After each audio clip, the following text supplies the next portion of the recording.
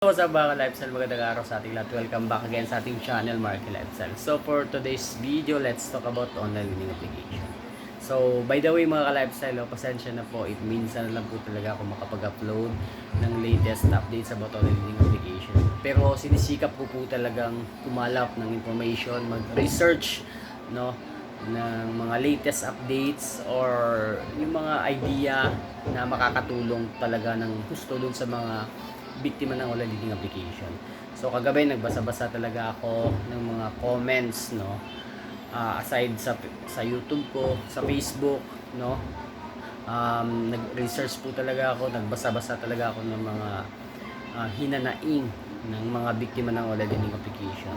So marami po akong nalaman, marami po akong natuklasan. Pero i-share ko muna sa inyo yung experience ko po kay Manicat, no. So kahapon na po talaga medyo hindi ko nagustuhan yung treatment ng Manicat sa akin, ano. So ayun ang mga ka-lifestyle, no? Si Manicat po talaga, honestly speaking,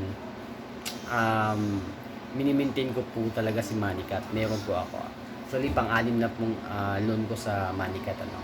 Nagka-problema lang po talaga ako kahapon, pero hindi naman sa malaking problema talaga. Nag-due po ako ng one day. Hindi ko po inaasahan mga ka-lifestyle, ano? Nakalimutan ko po talaga kasi hindi nag-notify, no? Hindi tumawag, I mean hindi talaga nag-notify. Kasi ako every time na naglo-loan ako, yung mga loans ko po talaga nagno-notify. Pero this time si Manicat nakalimutan ko, hindi nag-notify po sa akin. Yun na nga, tumawag sa akin, nag-overdue na ako ng one day, tumawag po sa akin, ayun na nga, sabi, magbayad daw kaagad para makapag-reloan, no? So yun, gaya ng ibang online learning application mga ka-lifestyle, ito talaga no yung problema, ito talaga yung mga mali ng mga online learning application. Panay offer ng magagandang offer, no? So yun, nagbayad po ako kay Manicat, no? So gaya nung iba, imbis tumaas, no, bumaba yung credit limit. Expected na po talaga yan, and then alam ko na rin na ganun yung kahihinatnan, ano. So ayun, medyo disappointed lang ako talaga, and then one thing for sure, hindi na po talaga ako mag-re-relo next time dito sa Manicat na to, no. So and mali rin din naman ako kasi nag-overdue ako ng one day, pero yun, ano, hindi lahat ng online learning application once na nag-due ka, mare-reject na kaagad automatic, no? Si Manicat po hindi po, iba po. Kasi si Manicat po, nag-due ako ng one day, 6 na reloan na, nakapag-reloan ako ulit, no? So again, hindi po lahat. So binigyan pa rin tayo ng chance. Pero karamihan po talaga ng online learning application mga ka-lifestyle, once na nag-due ka one day, kahit gaano ka good payer, mare-reject na po, no. Yon, medyo shocking lang kasi naka-reloan pa rin tayo. So ayun, marami, and then yung mga nabasa ko nga palang mga comments, no, regarding to dun sa mga biktima ng online dating application sa Facebook, ano. So marami pala, no, na lumagpas na po ng 5 years, 4 years, na yung iba nag-undergo pa rin po ng healing process. You know what I mean? Kumbaga until now depressed pa rin sila, hindi pa rin nila alam kung paano gagawin sa solusyonan kasi takot na takot pa rin sila, baka bisitahin sila ng mga agent ng online learning application. So yun yung mga na-experience po talaga ng ibang online learning application victims, no, sa Facebook po, no. Nagbasa-basa po ako. I'm not totally sure if legit po talaga yung share nilang comments, but one thing for sure mga ka-lifestyle, once na nabiktima po kayo ng online learning application, lahat po ng mga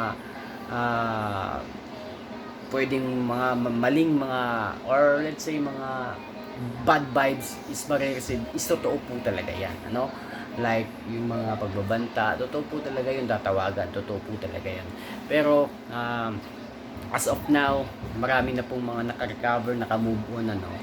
Kasi aside sa panunod ng mga videos like ganito, marami pa po talaga mga vloggers nagkalat, ano, na talaga namang nagbibigay ng idea or sinishare nila yung experience nila kung paano nila hinandle yung kanilang problema about online learning application. Again mga ka-lifestyle, Sa lahat po ng mga may problema sa online learning application, you can PM me directly sa Facebook ko po or dito sa mga videos ko sa YouTube, no. Mag-comment lang po kayo, and then pasensya na po yung iba hindi ko po talaga agad na re-replyan, ano. So again mga ka-lifestyle, ano, once upon a time naging biktima rin po ako ng online learning application, pero here I am now, naka-recover na po ako totally, fully recovered na po ako, no. And then meron pa rin akong mga iilang mga online learning application na inuutangan. Hindi naman talaga natin kayang pigilan yung sarili natin, especially kung kailangan natin ng pera. Basta gawin na po natin yung mga kailangan gawin technique para hindi po tayo masyadong magka-problema in the future, kasi hindi rin naman talaga natin alam kung kailan, basta magkakaproblema.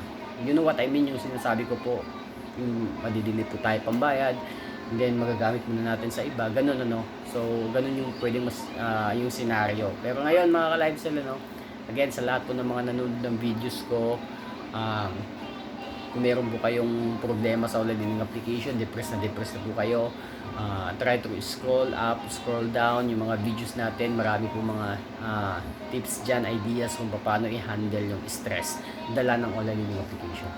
Yung mga nare-receive yung takot ngayon or pangamba, hanggang dyan lang po yan, no?